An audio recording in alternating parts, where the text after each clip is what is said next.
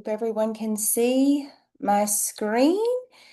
So tonight's topic is going to be about the glycemic index, and this is kind of a tool for us to learn about starchy foods, sugars, how we can pair to make our blood sugar stay more stable. So how we can get better food choices, meal structures, and even how we can utilize the slenderized drops.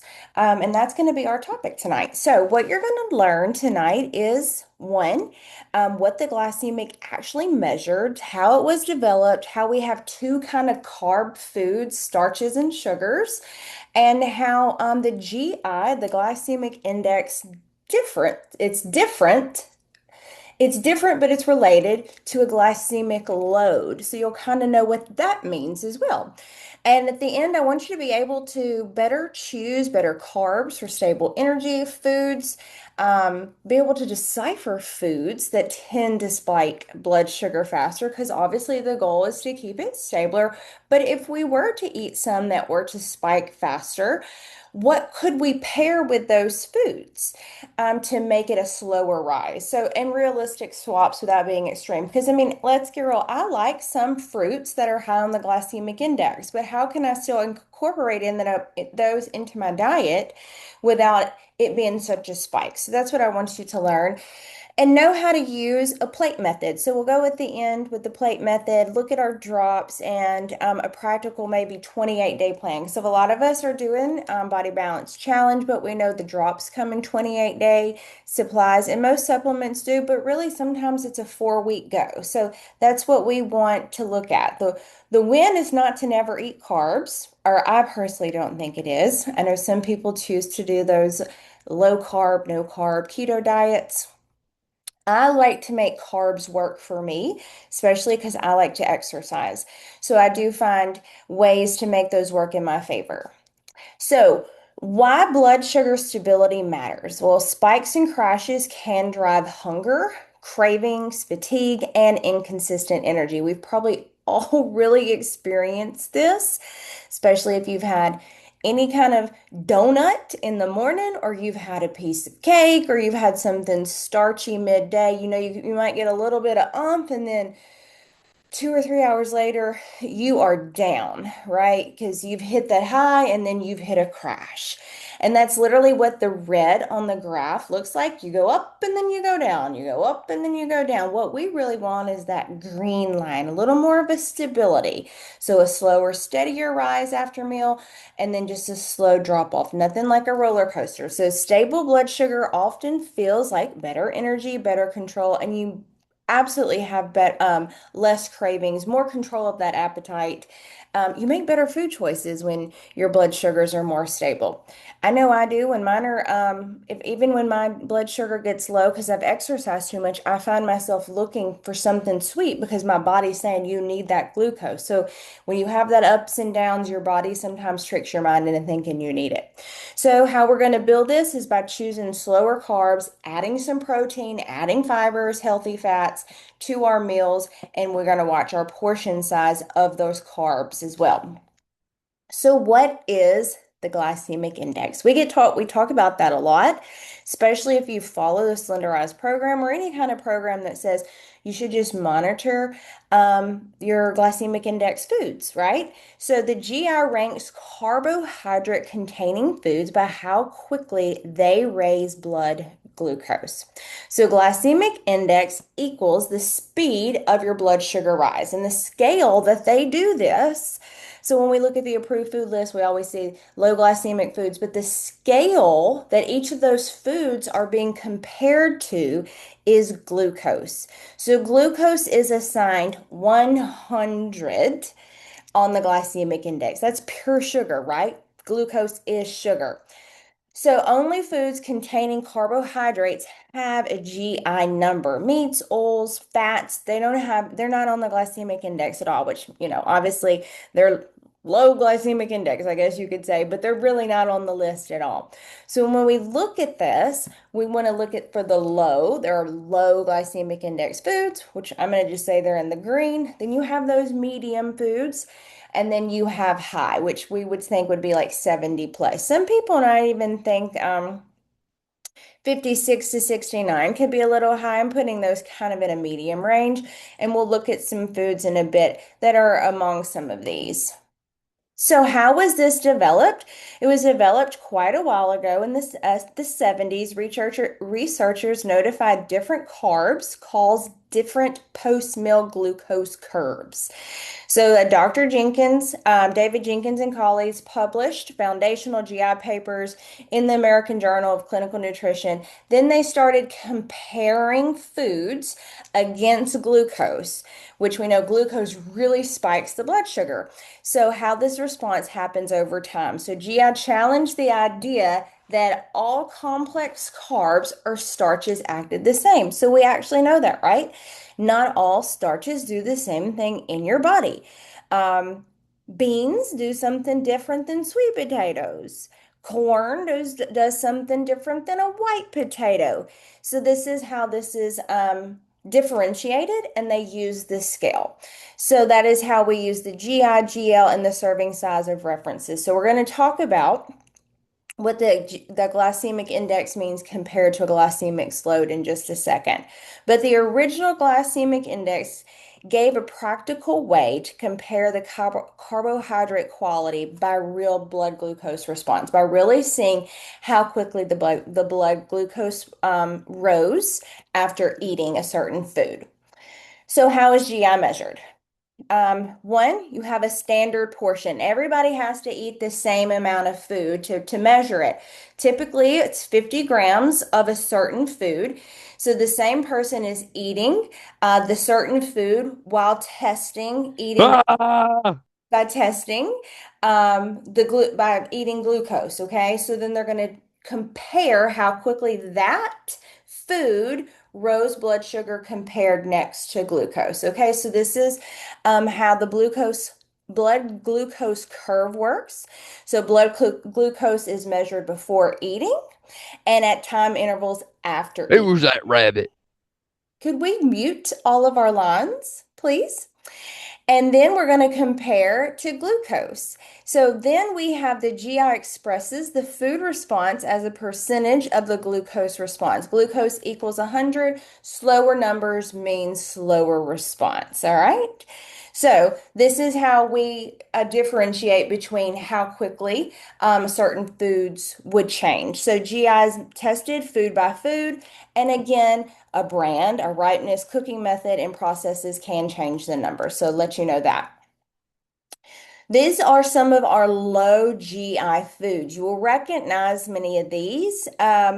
Beans, lentils, chickpeas, rolled oats, barley, apples, berries. I'm actually going to say, I don't know why milk shouldn't be on this one, unless it's actually almond milk. I should have put that in there. Oat milk, those are coconut milk. I should have just made that a little more clear. Uh, Dairy milk is not. Okay, that would actually be higher because of the lactose in it. Then we have medium. We have brown rice, couscous, raisins, honey, pineapple. So some people are going to say that those are high, right? But those are actually still lower, believe it or not, than your white breads, your sugary cereal, your white rice, your potatoes, your soda, your juice, your candies, your sweets, your cakes. Okay. Um, these are different types of sugars, so they don't affect the blood sugar spike as hard as you look on the high glycemic as a potato, a white rice, and things that are processed. Things that are processed, typically we're going to spike faster because they're already broken down and the sugars are going to be readily absorbed. There's no fiber to counteract that.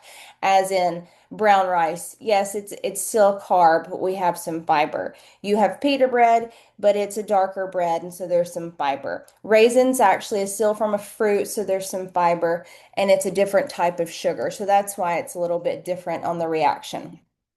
So, GI, how fast, obviously, the carb food raises blood glucose compared to regular glucose, which is sugar, but the glycemic load, this is how much blood sugar impact a normal serving may create.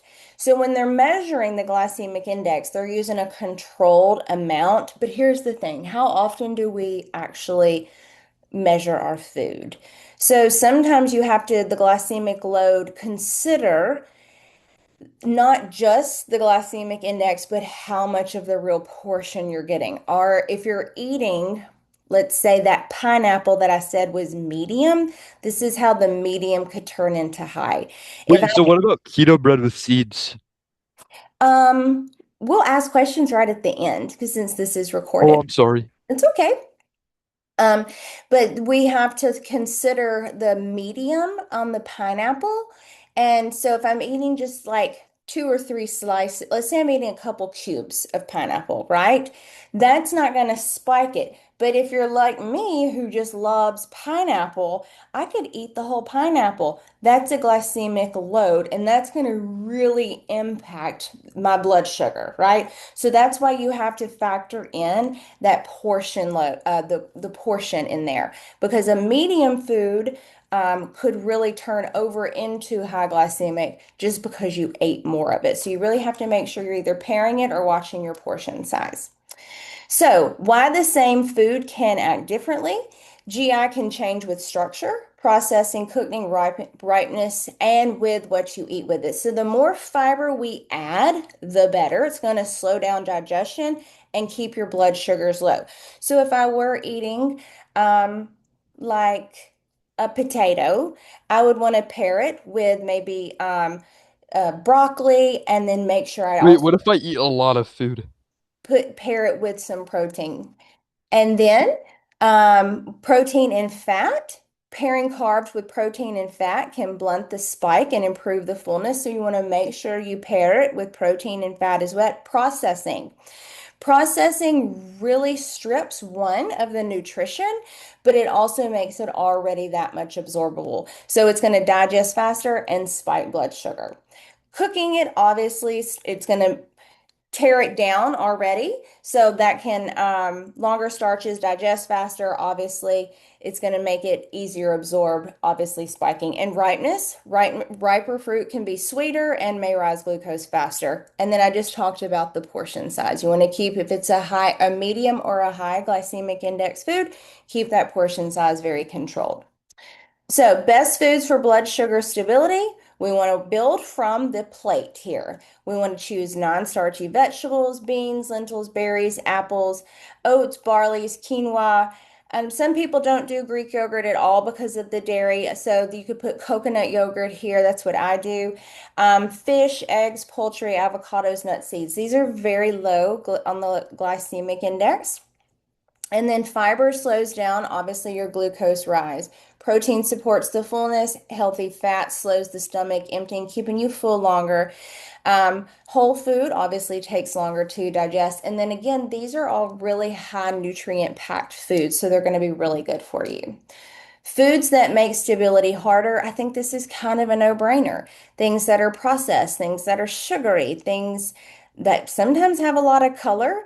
And we know things are in bags, things that don't expire. They don't have much fiber. They have a lot of added sugar, a lot of starch, flour to them, and liquid hits really hard. So we're talking sodas, juices.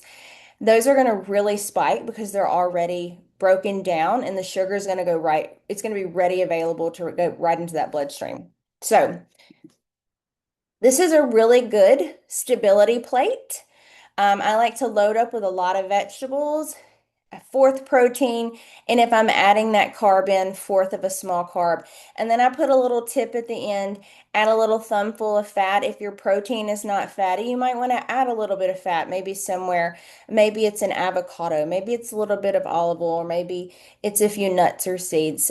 We need fats for hormones production and obviously keeping your fullness. So I like adding the fat. So these are some easy swaps for you.